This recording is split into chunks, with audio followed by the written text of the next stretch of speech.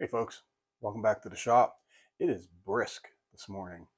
I broke out the heater and fired it up. It's brisk. It is, well, it's 45 degrees now, which isn't that bad. Boy, it was cold this morning. I had to come out, do a little maintenance to the table saw there. I had a massive clog in the dust collection, spitting stuff everywhere. I found out last night when I was getting the wood milled down for this project we're doing today. Doing a picture frame. Don't leave. This one's a little bit different. I know I have what, 3 picture frame videos on my channel. I went back and watched those videos. They all suck. So this one might too, but this one's a little bit different. Anytime I'm making a picture frame for a painting, my frame is in this configuration, okay? And then the painting sits in there like this. Well, my wife has decided that she wants one that's a little bit different. She wants it to sit this way, more like a traditional picture frame. So I came out and milled up some lumber last night and then found some problems with that lumber. I'll show you here in a second. So I came out and milled up some more lumber that didn't have problems. But I'll bring you over and show you what it's bad. So this is the first batch of lumber that I milled up and cut down and got planed down and everything. And as you can see, got cracks running all the way up through it. This one the same way. This one's starting to get there. And I thought there was a couple. Well, this one over here is the same way right here. And I was going to try and work through it, and I thought, no, it's just going to blow apart on me. This crack here goes all the way through. So, and that's how the board came. That's how it was milled when I bought it. It is what it is. It makes good firewood. But let's get on to this picture frame, and I'll tell you why this one's going to be different. So, as I said, a traditional painting frame, or they might call them a shadow frame, I forget. I just happen to have a canvas here. This is my painting I did. It's a polar bear in a snowstorm. It sits like this. And then on this back side, there is a strip of wood, ½ inch or so, or an inch, whatever, sticking out this way, that this back comes up against. Okay, so it can't go any further back. And then you can screw into the wood of the canvas and it holds it into place. Well, as I said, my wife wants hers this way. There we go. These need to get cut down to 1.5 inches. And then this is going to stick out, and that's going to be my backer. Okay, it'll make sense while I'm doing it. It might not. It makes only a little bit of sense to me. But the first thing I need to do is get my frame pieces cut down to 1.5 inches. So that's first on the, well, second on the agenda after coffee. I swear this cup drips on me every time I drink out of it. Anyway, off to the saw.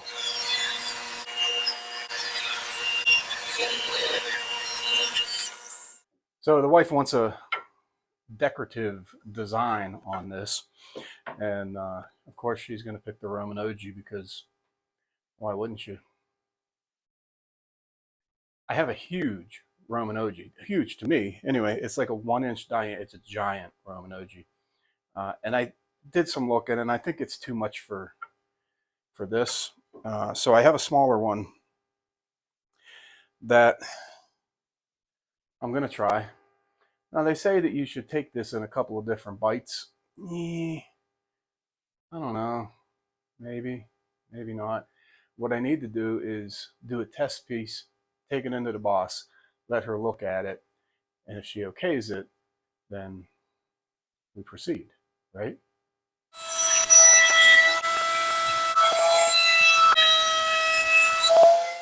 Okay, change order coming in from the boss. It's my wife over in the house. When she saw what my design was going to be, she didn't really like it.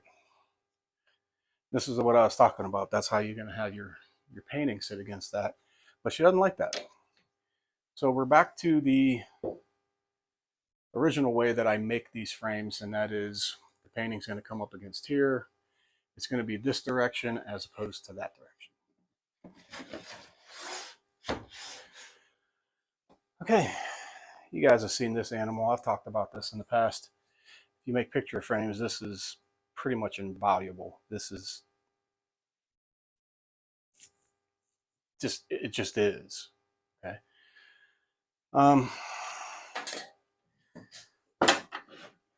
I made mine as long as I possibly could, and therefore fence has to be way out of the way. The canvas is 16 by 20. Pretty much everything my wife paints on is 16 by 20. I always add a 1/4 inch to the length. So if it's a 16-inch cut, I add 16 1/4. That gives me an 1/8 inch reveal all the way around, hopefully. As long as the canvas isn't warped. That's out of my control. So I'll get this set up and we'll start cutting corners. We're gonna cut corners on this. So what you're gonna do, for this particular one, since it's so tall, that blade's got to be real high up there, which I don't love, but it is what it is. You're gonna bring this up to where it's gonna cut through the face. You want your decorative side up, okay? Always remember, decorative side up, away from this. Okay, that's, I don't know how else to tell you. You know, let me turn this on.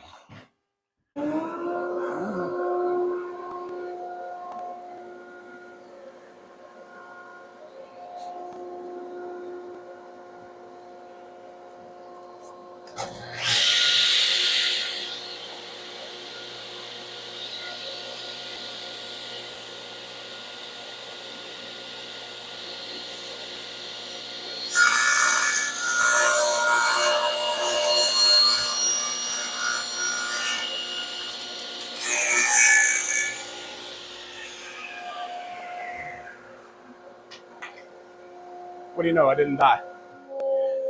Now we take this block, which is cut at a 45. We're going to set that at 16 1/4.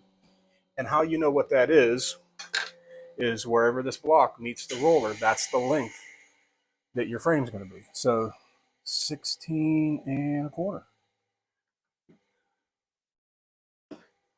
Lock that down. That ain't going nowhere, hopefully. And then all you're doing, putting this 45 up against that 45. Make sure it's tight to the roller behind. Cut it. And then you got your 16 1/4 inch piece on paper.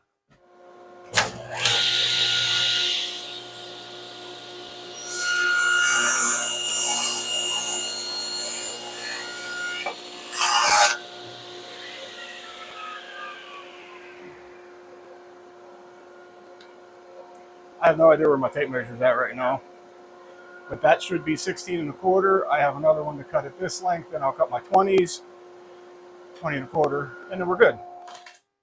Okay, it's all set up. I put this melamine down because I don't have complete trust in my tabletop because it's 2 pieces and I do have a little bit of a ridge there. So I want this to be perfectly flat, as flat as I can make it, put it that way. If you have one of these band style clamps, 4-corner band style clamp, invaluable also for making this frame. Now we're down to gluing it up. Does the guy even have any glue? Right here. Gorilla. Oh, that came off nice. All right, it's a little cold. Hasn't frozen yet, but it's cold. Actually, this bottle's sweating because I warmed it up in here. Yeah. I just leave the clamp a little bit loose so you can get the pieces out without fighting them. And, you know, you guys have glued before. I've seen you do it.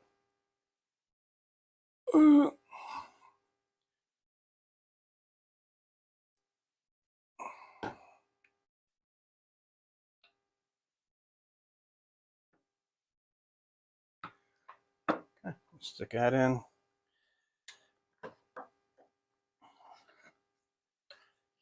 This Gorilla Glue has something like a 15 or 20-minute working time, which I was pretty impressed with. I'm not going to lie, because I'm slow.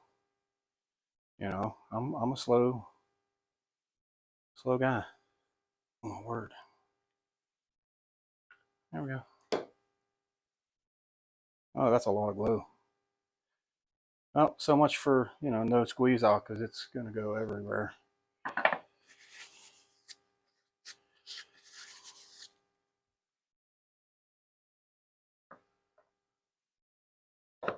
Oh, case in point. Okay, we're going to try and get this centered up on here a little bit. And then just start tightening her up. You don't really have to crank this. I don't want this to go anywhere. What I found in the past, well, I had different style clamps, but see, what I'm getting is, oh no, I'm not neither. Okay. That's the whole board moving. Never mind. I don't know what I'm talking about. Before, when I would try to crank these really tight, it would create a warp in the frame. So I don't want that. It just needs to be stuck together. That's all it needs to do. So I'm going to clean up my squeeze out on the inside before that gets too, here's something right here. Before that gets too horrible. Maybe. I need to get a better tool. Anyway, I'm going to let this dry. You go eat some lunch. I'm going to go take a look at somebody's dryer today that's not working. It's, you know, electric dryer. Maybe I'll, you know, I don't know. We'll see. I'll check back in. This is going to take an hour or a couple to set up so that I can run splines in it, and then we'll go from there. Okay, so it's the next day or two. I don't remember. Yesterday was Sunday, so I didn't do anything. I didn't feel like doing anything. So the frame has had plenty of time to let the glue dry. What I'm going to go ahead and do now is cut my splines that I'm putting in the corners. I'm going to cut that now. I'm just using an offcut from what was the frame. I'm going to go with about a 1/4 inch spline. And again, it's all going to be stained. It's going to be the same wood. It's not a feature. It's just for strength. So I'll go ahead and get them cut, and then we'll bring down a different jig and cut the slots, spline slots, the grooves. I don't know. We'll cut something on the frame.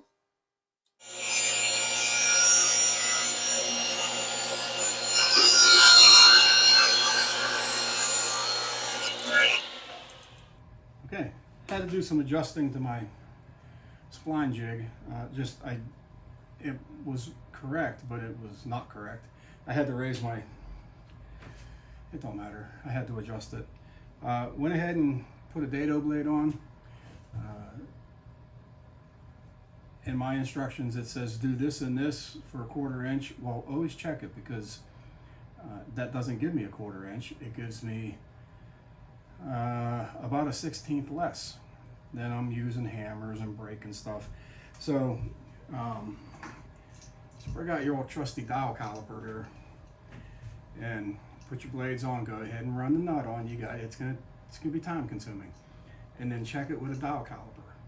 Okay, make sure that what you have on there is what you want to have on there, because the instructions were wrong. For once, I'm right and the instructions are wrong. So I went ahead and set my height, got the frame set where I want the blade to come through it. Ain't nothing left but to do it.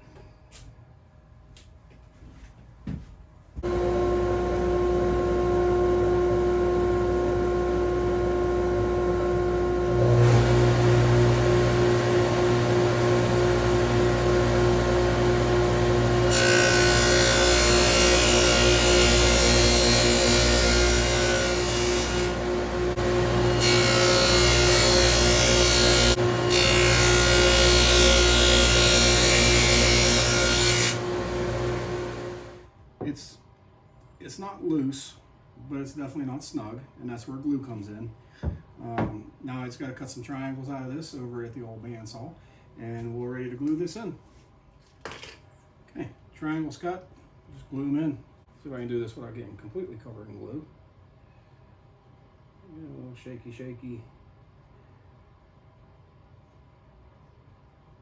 Get in there now. Sticking to my fingers. Okay. All right, glue this up and we're ready for the next. Okay, folks, this is like day 3 or 4 on this build, which is really stupid for me, because this really, I cranked these off in a couple hours. but there's been a lot going on this week. So here's where we're at. We got these glued in. They're dry. I can sand them later. The canvas. I have the frame sitting upside down on my piece of melamine again because I want this to be flat. I don't want the picture to be sticking out beyond the frame, and I don't want it to be setting in to the frame. I want it to be flush with the front. So I just flip that over upside down. I put my canvas in. I find my pencil. I'm missing a pencil. I lost a pencil somewhere. No idea where it's at. And I'm just going to mark this.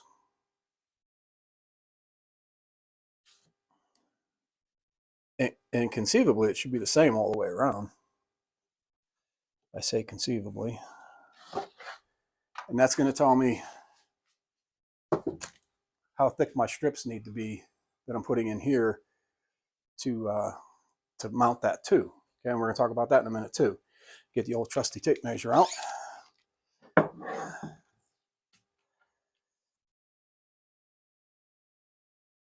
Oh, if only I had glasses, right? 7/8. So my thickness of my board that I'm putting in there needs to be 7/8. And that's pretty consistent all the way around, which means I might have done something right. Okay, so I have to find something that's going to act as my mounting strips. This is that janky wood that I showed you earlier. Let's see. Oh, it's a 30-second off. I'm going to go with it. Mostly because I don't have any other wood milled down and I ain't got the time to do it. So I'm going to cut this. See ya, honey. Your average painting canvas, 16 by 20. On the back is your wooden strip that's mounted to. This one is 1 inch wide. Okay, so I've never paid attention to that before, and it makes mounting this very important because you're going to run a screw through this and into this. Okay, so the more you can catch on this, the better. So I'd like to try and make my strips about 1 inch wide. So that's what I got to do now. Hopefully this wood holds together. The other thing I'll mention about these strips is you could do anything. You could use anything you want with these. I've seen people paint the inside of these frames black.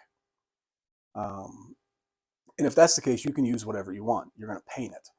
I don't do that. I stain everything, or however I finish it all the same color. So I know I at least want this to be oak. Odds are you're not going to see it anyway. But I want it to be oak so that if someone does look past the painting at the little crack, they're going to see oak behind there too. So I think I'm going to get these cut up. I'm actually going to need 2 of these, maybe 3. We'll see what we can get out of it. I got to get this moving. That clock's wrong. I got about 2 hours I can play with this and get this done. Today's Tuesday. Some of you, not all of you. Today's video day. This should be out already. So, all right, I got to get moving. Okay, so now we measure our strips. You can do these any way you want. I always go with the short side first. I don't know why. Mental thing. Conceivably 16 1/4. I measured it. That's what it is. I'm going to cut it a 1/16 long and just kind of sneak on up to it. I'll tell you about the dust collection on this air saw one of these days.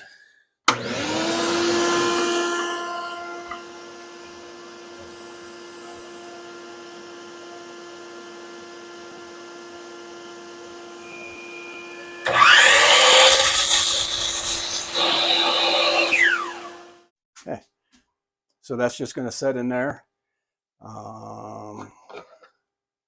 This is one of them janky ones. Hopefully it hangs in there. Okay, when you get your strips all cut and you get them all in there, double check. Yeah? Cut once? No. Something twice. 3 times a lady. No, that's not it. Take your canvas, set it in there, and make sure that your boards, because you're talking about 1/8 of an inch difference, at least for me, in my thicknesses. Okay, I put them in there and I laid them down. You just go back in there, and I had them in there the wrong way. So now I know I got to flip them all. But now we're down to gluing this up, and then everyone's favorite part, we're down to sanding. And in my case, staining and some type of finish. Okay, I have those in, I have them glued. Just put these anywhere, that's fine. I always do this. You don't have to, you can just let the glue dry, but I ain't got that kind of time, so I always shoot some brads in there. I measured it out. 1.25 inches is what I'm going to go with, because 1.5 inches might come through the backside, and that would be horrible. So we're just going to take this clamp off and stand it up. You ready back there?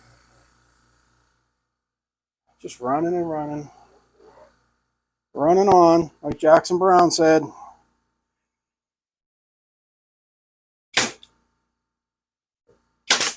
Didn't even shoot one. There we go. And I'm not going to go crazy on this. I don't need a ton of them. There. All right, I'm going to clean this up and start. What is that? Okay. I'm going to clean this up and start sanding it. I am going to try and get you guys a finished shot. I'm running out of time. Running out of time. We're going to see what we can do. Mostly I want to show off my wife's painting, because that's the real star of the show here. Not so much that I got this in glue. I got everything in glue. Let me get this cleaned up and sanded. There is only one color that this is going to go, because it's my wife. And if you've watched the channel for a while, you know it's going to be provincial. So, you know, if you have a piece of fabric you can make a rag out of, that's great. I don't. So we're going to use the old Pepe towel. And I'm going to try not to spill this everywhere. I do the front and the back both, by the way. Because, you know, I think it looks weird if you don't. And I love the way that oak looks with provincial on it. Mercy me. That is just the right color for a lot of things. So, like I said, it's, oh boy. Y'all are going to see this late tonight if I get it out today. Okay. I really push this, and I've got minutes, okay? Got my screws out. I let the stain dry for 20 minutes. And I put 2 coats of wax on it. It's fine. Went ahead and drilled some holes. I always do 2 on the long end, 1 on the short, all the way around. All I gotta do is drop my painting into it. This is a painting. Man, she's good.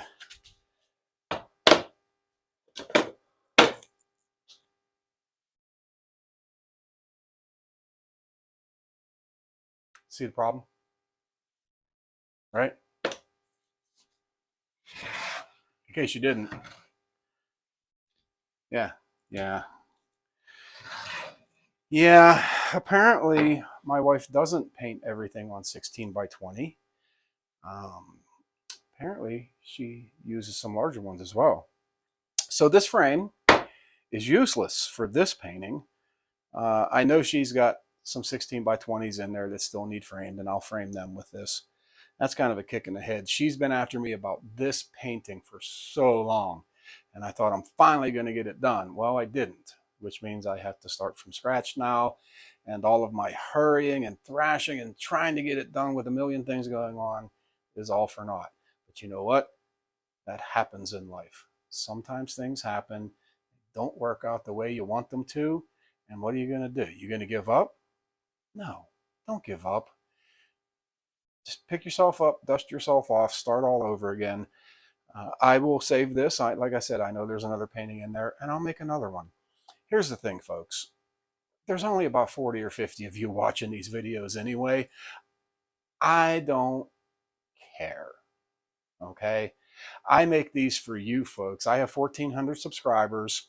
Someone pointed this out in a comment recently. I have 1,400 subscribers, and I'm at best getting 100 views per video.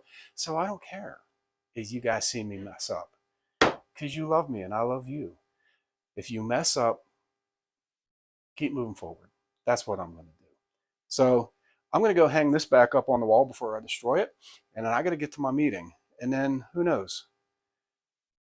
Maybe tomorrow I'll actually make the correct size frame for this painting. All right, folks, I appreciate you watching. I'll see you on the next one. God bless you.